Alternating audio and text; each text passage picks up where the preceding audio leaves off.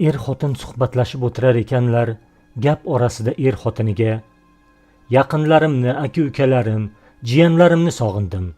Sendan iltimos, ertaga shirin ovqat pishirib, dasturxon bezasang. Bugun ularga qo'ng'iroq qilib taklif qilaman. Yig'ilmaganimizga ham ancha bo'libdi", debdi. Ayol norozi ohangda xushlamay: "Mayli, kelaverishsin-chi. Xudo xohlasa bir gap bo'lar." Eri esa: "Unday bo'lsa, ularni ertaga chaqiraman", debdi. Tong otibdi. Odatdagidek er ishga ketib, soat 13larda uyga qaytibdi. Ayolidan: "Tushlik uchun dasturxon tayyormi? Yaqinlarim birozdan so'ng kelib qolishadi", deb so'rabdi. Ayol esa: "Yo'q, tayyorlamadim. Begona emaslar-ku. Yaqinlaringiz axir. Uydagi bor narsadan yeyaverishadi." "Alloh seni kechirsin. Nima uchun biron narsa pishirish niyating yo'qligini kecha aytib qo'ymading? Hozir kelib qolishadi, nima qilamiz endi?" debdi er. Ayol: "Ularga qo'ng'iroq qilib kelmasliklarini ayting. Uzr so'rang, vassalom. Axir begona emaslar.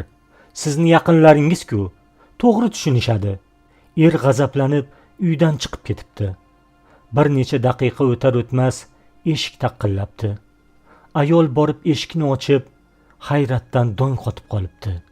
Chunki qarshisida o'zining ota-onasi, aka-ukalari, opa-singillari, jiyanlari turar edi. Otasi qizidan: "Kuyovim qani?" deb so'rabdi. Qizi: "Biroz oldin chiqib ketuvdilar", debdi zo'rg'a.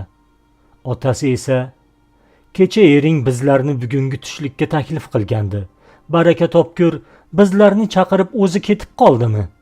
debdi. Ayolni chaqmoq urgandek bo'libdi. Terlab ketgan qo'llarini bir-biriga ishqalar ekan, o'ylay ketibdi. Axir uydagi narsalar bilan yaqinlarini kutib ololmaydi. Yo'q, ularga to'g'ri kelmaydi. Erining yaqinlariga bo'laveradi-yu, lekin o'zining uydagilarga bo'lmaydi axir. Qanday qilib ularga oddiy, ko'rimsiz dasturxon qilishi mumkin?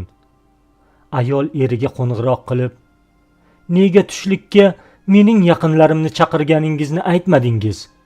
deya so'rabdi. Eri: "Mening yaqinlarimmi, senikimi, nima farqi bor?"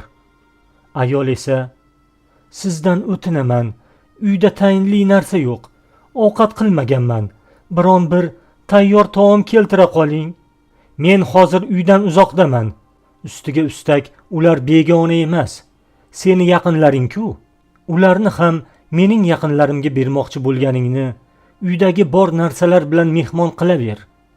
Toki bu senga dars bo'lsin. Meni yaqinlarimni ham hurmat qilishni o'rgan. Senga qanday muomala qilishlarini istasang, boshqalarga ham shunday munosabatda bo'l."